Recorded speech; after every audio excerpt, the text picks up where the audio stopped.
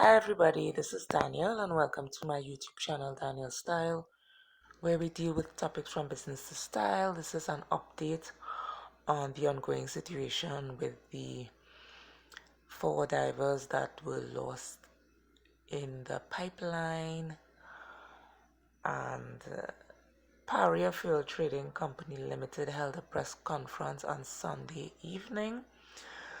Now this video is being filmed Sunday 27th February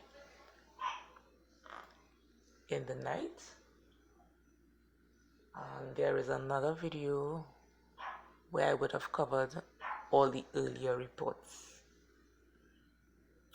So in the press conference, the Paria Fuel officials stated that this is now a recovery operation and not a rescue operation, because they believe that the 4 divers are not alive anymore.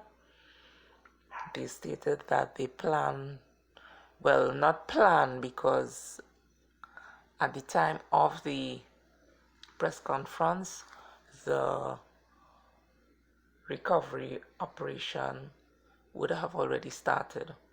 So I assume they would have already been trying to push the bodies along the pipeline so that they can be safely recovered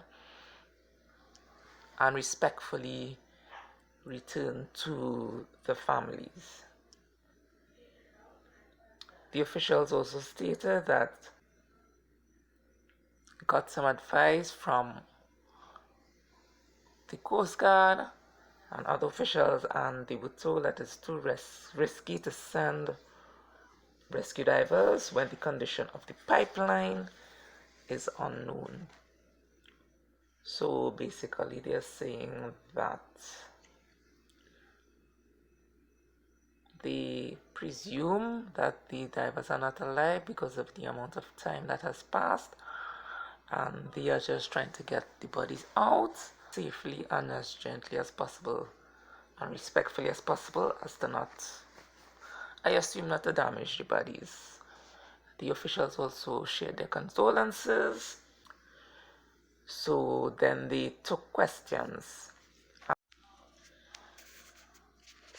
When a reporter asked when it was determined that the men were no longer alive, the officials could not answer. When they asked what are the conditions in the pipeline, the officials stated that the Coast Guard assessed the situation and said they couldn't enter the pipeline because they didn't have enough info. So when another reporter asked if the officials had solid evidence showing that the men were not alive, they could not answer. So they're not sure. They are not sure. And that must be very scary for the relatives. So the officials in Paria Fuel also asked what would be the process to recover the bodies, and they said a water displacement method where they would slowly add water, I'm guessing, for the pressure to be less slowly, so that, I don't know, that maybe the bodies would float up or something like that. But this is really tough. Then a reporter asked about the comment of where in the Paria Fuel press release there was a comment stating that the divers fell in and not sucked in. And a reporter asked if Paria Fuel accepts liability or could say that this incident was caused by negligence. They couldn't answer anything. They didn't answer much. There was an update on the rescue diver. They said he was stable, and they mistakenly blurted out the hospital that the man was at. Yikes.